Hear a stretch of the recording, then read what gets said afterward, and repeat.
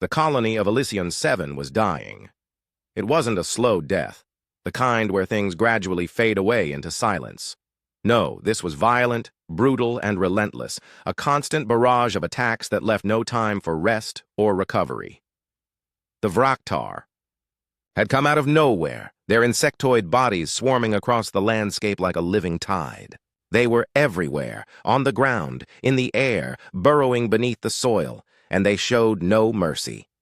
Captain Jinho Park stood on the edge of the defensive wall, his hands gripping the cold metal railing as he stared out at the horizon.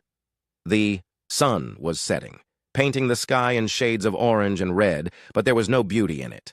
Not anymore. All he could see was destruction. Craters where buildings used to stand, fields burned black by acid spit from the Vraktar drones, and the charred remains of vehicles scattered like broken toys. His colony was falling apart, piece by piece, and there was nothing he could do to stop it.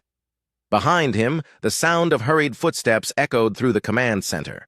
Lieutenant Eunji Kim approached, her face pale but determined. She held a datapad in one hand, its screen glowing faintly in the dim light. "Sir," she said, her voice steady despite the fear in her eyes, "we've lost another sector. Sector 4 is completely overrun." Jinho closed his eyes for a moment, taking a deep breath before turning to face her. He didn't need to ask how many lives had been lost. The numbers didn't matter anymore. What mattered was survival, plain and simple. And right now, survival looked impossible. "Any word from the UGF?" he asked, referring to the United Galactic Federation, the organization supposed to protect colonies like theirs. But communication with Earth took weeks, sometimes months, depending on the distance. Elysian 7 was on the farthest edge of explored space, practically forgotten, by everyone except those who lived here. Yunji shook her head. "Nothing yet. We're still waiting for their response to our distress signal." Her voice wavered slightly, betraying her frustration. "But even if they send reinforcements, it'll be too late." Jinho clenched his jaw. Too late. That phrase haunted him every day. If help didn't arrive soon, there wouldn't be anything left to save. The colony's defenses were crumbling under the weight of endless assaults, and supplies were running dangerously low.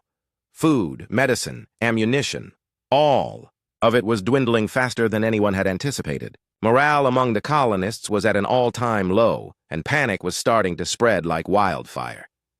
"We have to keep trying," he said firmly, though doubt gnawed at the edges of his mind. "Send another message. Tell them exactly what's happening here. Leave nothing out." Yunji nodded and turned to leave, but paused halfway to the door. "Sir, do you really think they'll come?" He wanted to give her a reassuring answer, something to ease the fear in her eyes. But lying wouldn't help either of them. Instead, he simply said, "I don't know, but we can't give up hope." As Yunji disappeared into the command center, Jinho returned his gaze to the horizon. Somewhere out there, beyond the stars, someone might hear their plea for help. Someone might care enough to act. Or maybe not. Either way, they had no choice but to wait and fight for as long as they could. Far away from Elysian 7, in a galaxy untouched by human expansion, the planet Zerthos Prime loomed large against the void of space. It was a harsh world, barren and unforgiving, with jagged mountains, toxic rivers, and skies perpetually shrouded in ash clouds. Few dared to venture here, and those who did rarely survived long enough to tell the tale. Yet, for the people born, on Zerthos Prime it was home, a place where only the strongest endured. In a makeshift settlement carved into the side of a cliff, two figures sat hunched over a flickering console. One was Haijun Lee, a warrior whose scarred face and muscular frame spoke volumes about the battles he'd fought and won. Beside him sat Subin Choi, her sharp eyes scanning lines of text scrolling across the screen. Unlike Haijun, Subin wasn't a fighter, at least not in the traditional sense. She was a strategist, a thinker, someone who thrived on finding solutions to seemingly impossible problems. "What are you looking at?" Haijun asked, leaning closer to get a better view of the console. His voice was rough, tinged with impatience. "It's a distress signal," Subin replied without looking up, "from someplace called Elysian 7. Sounds like they're under attack. Hae-jun raised an eyebrow. And why should we care? Subin finally glanced at him, her expression unreadable. Because whoever sent this message is desperate. Desperate people make mistakes. Mistakes mean opportunities. Hae-jun frowned, considering her words. Opportunities were rare on Zerthos, Prime, where resources were scarce and competition fierce. Anything worth taking usually came at a cost, whether it was blood, sweat, or sacrifice. Still, curiosity got the better of him. What kind of opportunity? Before Subin could answer, the sound of heavy boots echoed through the chamber. Both turned to see Kang Min-soo enter, his towering frame casting a shadow over the room. As the leader of their clan, Kang commanded respect and fear from everyone around him. His presence alone was enough to silence any conversation. "What's going on?" he demanded, his voice booming like thunder. Subin quickly summarized the situation, explaining the contents of the distress signal and her thoughts on how they could use it to their advantage. To her surprise, Kang listened intently, his expression unreadable. When she finished, he crossed his arms and thought for a moment. "If we go," he said slowly, "it will cost us. Traveling that far isn't cheap, and we'll need supplies. To sustain ourselves once we arrive, can these humans afford to pay us back?" "They're desperate," Subin repeated. Desperate enough to agree to almost anything. Kang smirked, clearly liking the idea. "Then prepare the fleet. We leave within the hour." Hae-jun exchanged a glance with Subin, both silently acknowledging the risks involved. This mission would test them in ways they couldn't predict. But staying behind meant missing a chance to change their fortunes, and neither of them was willing to let that slip away. Back on Elysian 7, days turned into weeks, and hope began to fade. The Vraktar attacks grew more frequent, their swarms larger and more aggressive. Every victory came at a steep price, and every loss felt heavier than the last. Jinho spent most of his time coordinating defenses, rationing supplies, and trying to keep morale from collapsing entirely. It was exhausting work, both physically and mentally, but giving up wasn't an option. One evening, as he stood watch on the wall, a distant rumble caught his attention. At first he thought it was another wave of Vraktar approaching, but the sound was different, deeper, louder, almost mechanical. Squinting into the darkness, he spotted several ships descending from the sky, their hulls battered and patched together like something scavenged from a junkyard. For a brief moment, relief washed over him. Reinforcements had arrived. Finally, help was here. But as the ships landed and their occupants stepped out, Jinho's relief turned to confusion, and then unease. These weren't soldiers from the UGF. They weren't even human. The newcomers wore crude armor made from scrap metal and bone, their faces hardened by years of hardship. Some carried weapons that looked like they'd been cobbled together from spare parts, while others carried nothing but their bare hands, knuckles cracked and calloused. Leading them was a man with scars covering half his face. He introduced himself as Hae-jun Lee, speaking in broken but understandable English. "We heard your call," he said gruffly. "We're here to help, but not for free." Jinho blinked, unsure whether to laugh or scream. Of all the possibilities he'd imagined, this wasn't one of them. But as much as he disliked the idea of owing anything to these strangers, he knew they didn't have a choice. Without their aid, the colony wouldn't last another week. "Fine," he said reluctantly. "We'll discuss terms later. For now, just help us survive." Hae-jun grinned, revealing a mouthful of crooked teeth. "You won't regret it." But as Jinho watched the newcomers mingle with his soldiers, he couldn't shake the feeling that they were trading one problem for another. These warriors from Zerthos Prime might be their salvation, but they could also become their downfall. The arrival of the Zerthos warriors brought a strange mix of hope and tension to Elysian 7. The colonists had been fighting for weeks, their strength fading with every passing day. Now, reinforcements were here, but they weren't what anyone had expected. Instead of sleek uniforms and advanced weapons, these newcomers wore patched-together armor and wielded crude tools of war. Their leader, Hae-jun Lee, was blunt and unapologetic about his demands. They would fight, but only if the colony agreed to pay them in resources after the battle. Captain Jin-Ho Park tried to keep his frustration in check as he negotiated with Hai-jun. "We don't have much left," he explained, gesturing toward the damaged buildings and dwindling supplies around them. "If we give you everything now, we won't survive." Hai-jun crossed his arms, his scarred face unreadable. "Then figure it out. We're not dying for free." Jin-Ho clenched his fists, but forced himself to stay calm. Arguing wouldn't solve anything. He glanced at Lieutenant Yoon-ji Kim, who stood nearby watching the exchange.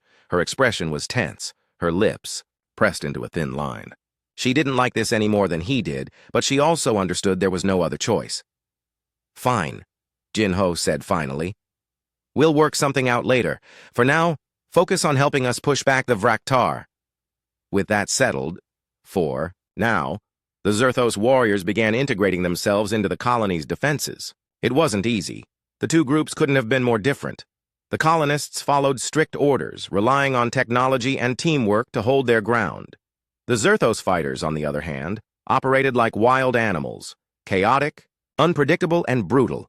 They charged headfirst into danger without hesitation, often ignoring commands or acting on instinct alone.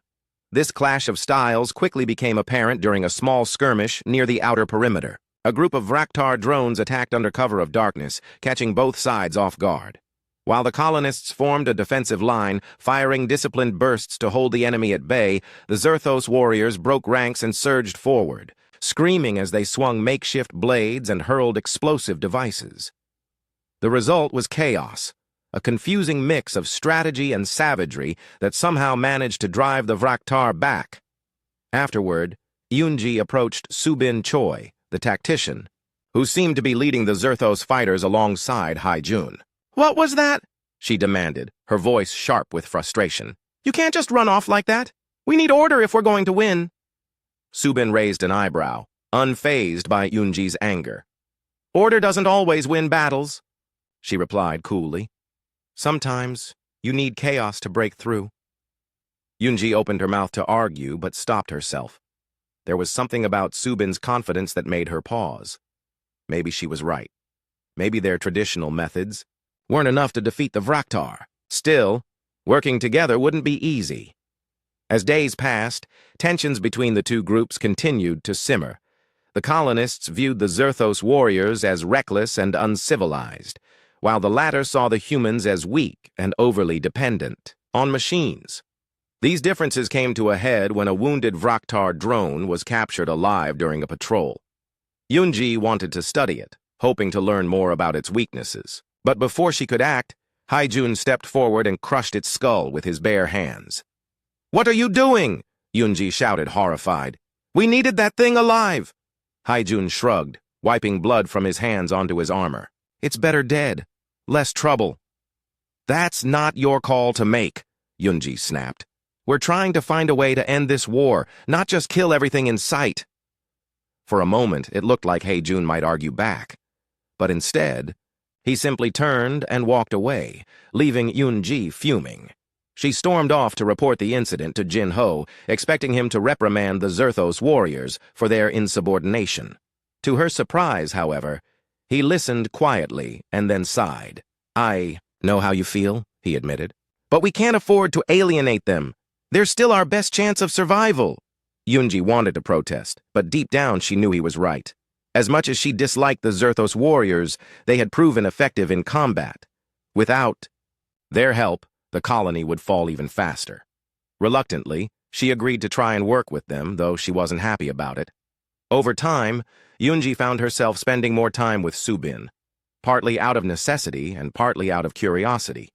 Despite their differences, Subin's intelligence and resourcefulness impressed her. During one conversation, they discussed strategies for defending against the next Vraktar attack.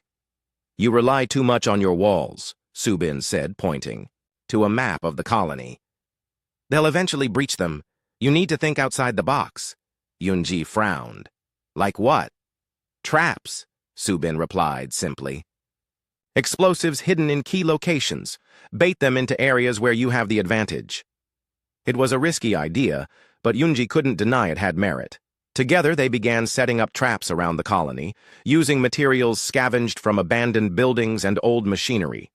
The process required cooperation between the colonists and the Zerthos warriors, forcing both sides to communicate and trust each other, at least a little. Their efforts paid off during the next major Vraktar assault. This time, the invaders fell into several of the traps, giving the defenders a crucial edge in the battle. Though the fight was intense, the combined forces managed to repel the swarm, pushing them back beyond the colony's borders. Victory came at a cost, however. Several Zerthos warriors were killed, including some of Haijun's closest allies. After the battle, Yunji noticed a change in him. He seemed quieter, more withdrawn, as if carrying the weight of those losses on his shoulders. For the first time, she saw a glimpse of vulnerability beneath his tough exterior. Despite the success, tensions remained high. Kang Min-Su, the leader of the Zerthos warriors, grew impatient with the lack of payment. He confronted Jin Ho, demanding immediate compensation for their services. Jin Ho refused, explaining that the colony couldn't spare resources while still under threat. The argument escalated, with both men raising their voices until Subin intervened. "Enough!" she snapped, stepping between them. "Fighting each other won't help anyone. Focus on defeating the Vraktar first." Her words cut through the tension, forcing both sides to take a step back. Though reluctant, Kang backed down, for now. But it was clear that the fragile alliance was beginning to crack. Meanwhile, Yunji and Subin continued to strengthen their bond. One evening, as they sat together overlooking the colony, Yunji asked a question that had been on her mind for days. "Why are you helping us?" she said softly. "You could have stayed on your planet and avoided all this." Subin hesitated before answering. "Because I believe in second chances," she said finally. "And because maybe we can learn something from each other." Yunji nodded, understanding what she meant. Despite their differences, they shared a common goal, survival, and perhaps in the process, they could teach each other new ways to endure. Unbeknownst to them, the worst was yet to come. The Vraktar weren't done, not by a long shot. Somewhere in the shadows, their true leader prepared to strike, ready to unleash hell upon the struggling colony. When that day arrived, everyone would be tested in ways they couldn't imagine. The fragile alliance between the colonists of Elysian 7 and the warriors of Zerthos Prime was unraveling faster than anyone had anticipated.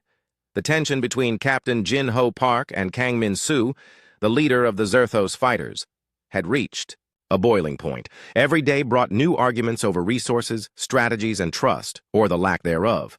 The colonists saw the Zerthos warriors as reckless and greedy, while the latter viewed the humans as soft and ungrateful for their sacrifices. Amid this growing divide, Subin Choi found herself caught in the middle. She respected Kang Min-Su's leadership, but couldn't ignore the wisdom in some of the colonists' methods. Spending time with Lieutenant Yunji Kim had opened her eyes to a different way of thinking, a way that valued cooperation, preservation, and long-term planning. For someone who had grown up in the brutal environment of Zerthos Prime, these ideas were foreign yet strangely appealing. One evening, after another exhausting day of fighting off Vraktar swarms, Subin sat alone in a quiet corner of the colony's command center. Her mind raced with thoughts about the future. What would happen once the war ended? Would they simply part ways? Or could something lasting come from this uneasy partnership? She didn't have answers, but the questions lingered, gnawing at her resolve. Her musings were interrupted when Haijun Lee approached, his usual scowl softened by weariness. "You look like you're carrying the weight of the galaxy," he said, sitting beside her. Subin sighed. "Maybe I am."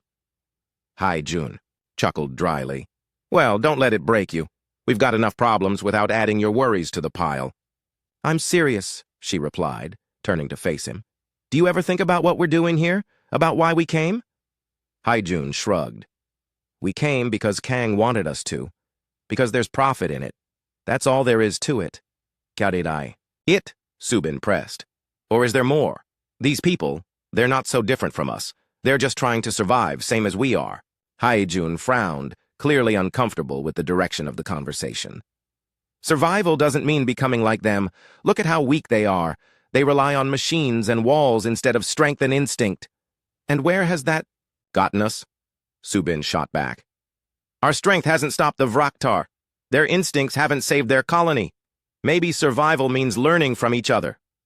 Heijun didn't respond immediately. He stared at the ground, his expression unreadable. Finally, he stood up and muttered, "Just don't forget who we are." As he walked away, Subin felt a pang of guilt. Heijun had always been loyal, to Kang, to their clan, and to her. But loyalty wasn't enough anymore. If they were going to make it through this, they needed to change. And change started with understanding. The next morning, disaster struck. A massive swarm of Vraktar descended upon the colony, larger than anything they'd faced before. The creatures poured over the walls, overwhelming the defenders despite their best efforts. Explosions rocked the settlement, sending plumes of smoke into the air. Screams filled the battlefield as both colonists and Zerthos warriors fought desperately to hold their ground. In the chaos, Yunji spotted Subin directing a group of fighters toward a weak spot in the enemy line. Without hesitation, she ran to join them, shouting orders as she went. Together they managed to push back the swarm temporarily, giving the rest of the defenders time to regroup. But the reprieve was short-lived. Another wave of Vraktar surged forward, cutting off Yunji and Subin from the main force. Trapped behind enemy lines, they exchanged panicked glances before nodding in silent agreement. There was no time for fear, only action. "We need to fall back," Yunji yelled, firing her rifle as she moved. "Follow me." Subin nodded and signaled to the others, who followed close behind. They fought their way through the swarm, dodging acid spit and razor-sharp claws. Just as they reached a narrow alleyway that offered temporary cover, a loud roar echoed above them. A massive Vraktar drone loomed overhead, its jagged mandibles snapping hungrily. Yunji froze, her weapon empty. Before she could react, Heijun charged past her, wielding a makeshift spear. With a guttural yell, he drove the weapon straight into the creature's chest, pinning it to the ground. The drone thrashed violently, but Heijun held firm until it finally collapsed, dead. Breathing heavily, he turned to Yunji. "Don't just stand there! Move!" For a moment, Yunji hesitated, stunned by the sight of Heijun risking his life to save hers. Then she snapped out of it and motioned for the others to follow.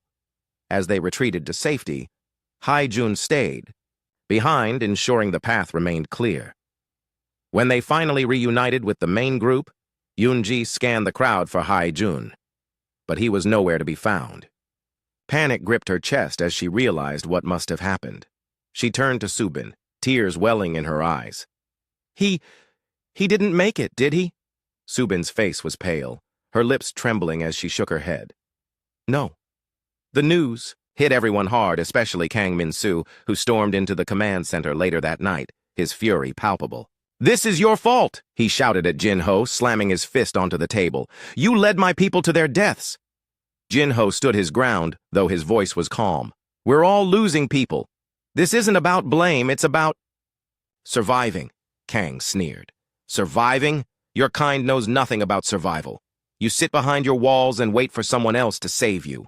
My warriors die because they fight. There's honor in that." "Honor won't win this war," Yunji interjected, stepping forward. Her tone was firm, though her grief was evident. "Heijun died saving me, saving us. If we keep fighting among ourselves, none of us will live to see tomorrow." Kang glared at her, his jaw tightening. But before he could respond, Subin stepped between them. "She's right," she said quietly. "Heijun gave his life for this colony, for all of us. If we turn on each other now, his sacrifice will mean nothing." The room fell silent. Even Kang seemed shaken by her words. After a long pause, he turned and left without another word. In the days that followed, the mood shifted subtly. The death of Heijun had affected everyone, forcing them to confront the reality of their situation. Slowly, grudgingly, the colonists and Zerthos warriors began to work together more effectively. Trust was still fragile, but it was growing. Yunji and Subin spent hours planning their next move, poring over maps and discussing tactics. They knew the Vraktar wouldn't stop, not until every last human was dead. To win, they needed to strike at the heart of the swarm, the Hive Queen. "We can't take her down directly," Yunji explained, pointing to a series of tunnels marked on the map. But if we use these underground passages, we might be able to sneak close enough to plant explosives. It's risky, Subin admitted, but it's our best shot. They presented the plan to Jin Ho and Kang, who reluctantly agreed to support it. A small team was assembled, consisting of Yunji, Subin, and a handful of volunteers from both sides. As they prepared for the mission, Subin pulled Yunji aside. "If we don't make it back," she began, her voice trailing. "Off! You'll make it back," Yunji interrupted firmly. "We have to." Subin smiled faintly. "Even if we do, things will never be the same. Not for any of us." Yunji nodded, knowing she was right. Whatever happened next, their lives and the fate of Elysian 7 would be forever changed. With heavy hearts and grim determination, the team set out under the cover of darkness. The journey ahead would test them in ways they couldn't imagine, pushing them to their limits and beyond. But one thing was certain: failure was not an option. The journey into the heart of the Vraktar hive was unlike anything Unji Kim or Subin Choi had ever experienced. The tunnels were dark, damp, and suffocating, their walls lined with a slimy substance that glowed faintly in the dim light. The air was thick with the stench of decay, making it hard to breathe without gagging. Every step echoed loudly, threatening to give away their position at any moment. Yunji led the small team through the labyrinth, her eyes scanning the map on her wrist-mounted device. Behind her, Subin followed closely, her sharp gaze darting between the shadows. Both women knew the stakes. If they failed, the colony would fall, and everyone they cared about would die. There was no room for error. The group moved cautiously, their weapons ready. They encountered several smaller Vraktar drones along the way, but managed to take them down quietly before they could alert the swarm. Each encounter left them more shaken than the last, their nerves stretched thin like taut wires. Despite their differences, the colonists and Zerthos warriors worked together seamlessly, driven by a shared goal. As they ventured deeper into the hive, the atmosphere grew heavier. Strange clicking sounds reverberated through the tunnels, accompanied by the occasional screech of distant creatures. It felt as though the hive itself was alive, watching them, waiting to strike. "This place is cursed," muttered one of the Zerthos fighters, his voice barely above a whisper. "Focus!" Subin snapped, her tone leaving no room for argument. "We don't have time for fear!" Yunji glanced at her, grateful for her leadership. Though Subin's methods were often unorthodox, her calm demeanor and quick thinking inspired confidence. For the first time since the mission began, Yunji allowed herself to believe they might actually succeed. After hours of navigating the treacherous tunnels, the team finally reached their destination, a massive chamber where the Hive Queen resided. The sight was overwhelming. The Queen loomed above them, her body enormous and grotesque, covered in pulsating veins and jagged spikes. Her multiple legs clicked against the ground as she shifted, her mandibles snapping hungrily. Surrounding her were dozens of drones, their glowing eyes fixed on the intruders. For a brief moment, everyone froze, stunned by the sheer size and ferocity of the creature. Then reality kicked in, and the battle began. Subin took charge, shouting orders as she hurled an explosive device toward the nearest cluster of drones. The blast sent them flying, clearing a path for the team to advance. Yunji fired her rifle with precision, targeting the weak points on the Queen's armored exoskeleton. But the Queen wasn't easy to kill. She lashed out with her claws, forcing the team to scatter and regroup repeatedly. One of the Zerthos warriors sacrificed himself to save Subin, leaping in front of a drone just as it lunged at her. His bravery gave her the opening she needed to plant another explosive near the Queen's base. As the device detonated, the Queen roared in pain, shaking the entire chamber. Despite their efforts, the tide seemed to be turning against them. More drones poured into the chamber, overwhelming the defenders. Ammunition was running low, and exhaustion was setting in. It was clear they couldn't hold out much longer. Yunji spotted a narrow ledge high above the Queen's head, leading to a vulnerable spot on her back. If someone could climb up there and plant explosives directly, they might stand a chance. But reaching it would be nearly impossible, especially under constant attack. "I'll do it!" Su-bin said suddenly, her voice firm despite the chaos around them. "No," Yunji protested. "It's too dangerous. And letting you go instead isn't," Su-bin countered, her expression resolute. "You're the strategist. You need to stay here and keep everyone alive. This is my job." Before Yunji could argue further, Su-bin grabbed a grappling hook and sprinted toward the wall. Dodging drones and acid spit, she scaled the ledge with surprising agility, her movements swift and calculated. Once she reached the top, she planted the explosives with steady hands, ignoring the Queen's thrashing attempts to knock her off. "Get down!" Yunji shouted, firing wildly to cover Su-bin's descent. The others joined in, creating a temporary distraction that allowed her to jump safely to the ground below. With seconds to spare, Su-bin triggered the explosives. A deafening explosion rocked the chamber, sending shockwaves through the hive. The Queen let out a final ear-splitting scream before collapsing, her massive body crashing to the floor. The drones immediately went limp, their connection to their leader severed. Silence fell over the chamber, broken only by the sound of labored breathing. The team stood frozen, staring at the lifeless Queen in disbelief. Against all odds, they had done it. They had killed the source of the Vraktar threat. The return journey was somber. Though victorious, the cost had been high. 2 of the Zerthos warriors had died during the mission, including the man who had saved Su-bin. His sacrifice weighed heavily on her, and she spent much of the trip lost in thought, her face unreadable. When they emerged from the tunnels, the rest of the colony erupted in cheers. News of the Queen's death spread quickly, lifting spirits and reigniting hope among the survivors. Jinho Park greeted them at the entrance, his relief evident despite his weary appearance. "You did it," he said, clasping Yunji's shoulder. "We owe you everything." Yunji shook her head. "Not just me. All of us.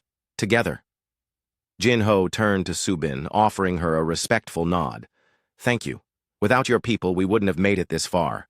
Su-bin accepted the acknowledgement with quiet dignity, though her mind was elsewhere. The victory felt hollow somehow, overshadowed by the losses they'd endured. Haijun's death still lingered in her thoughts, a reminder of the price they had paid.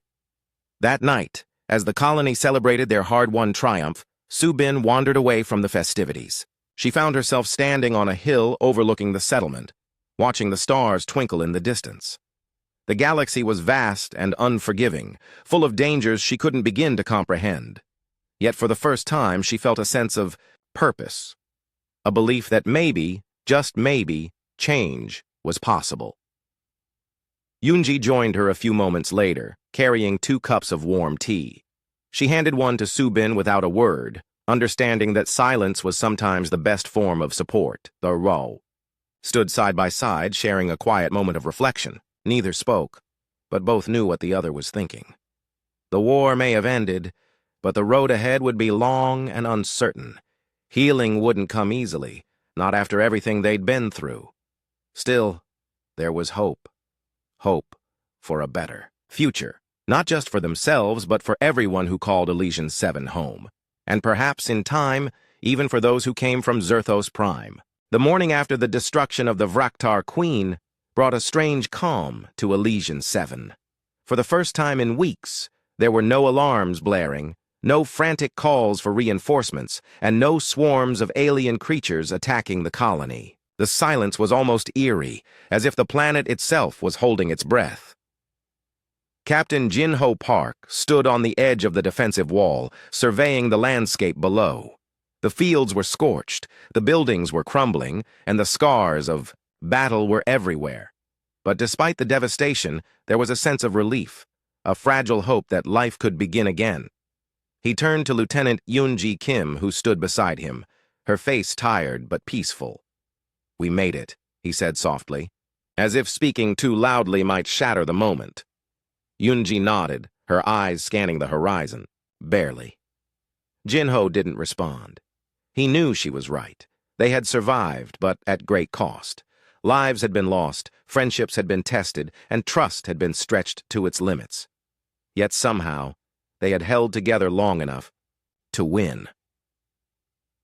As the day wore on, the colonists began the slow process of rebuilding. Teams worked tirelessly to repair damaged structures, clear debris, and salvage what little remained of their supplies.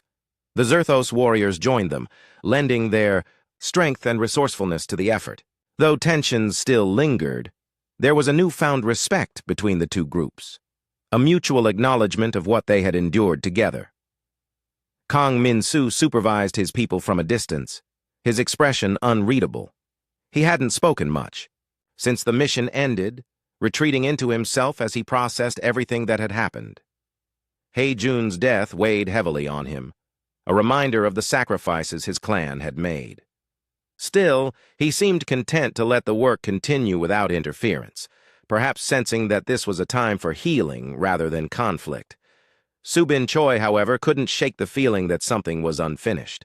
She wandered through the colony, observing the colonists and her fellow warriors as they worked side by side. The bond they had formed during the war was undeniable, but she wondered how long it would last once the immediate threat was gone. Would they return to being strangers? Or worse, enemies? Her thoughts were interrupted when Unji approached, carrying a datapad. "We need to talk," she said, her tone serious. Subin raised an eyebrow. "What about?" "Your people," Unji replied. "They're leaving soon, aren't they?" Subin hesitated before nodding. "Yes. Once we've gathered what we came for, we'll go back to Zerthos Prime." Unji frowned, clearly troubled by the idea. "And what happens then?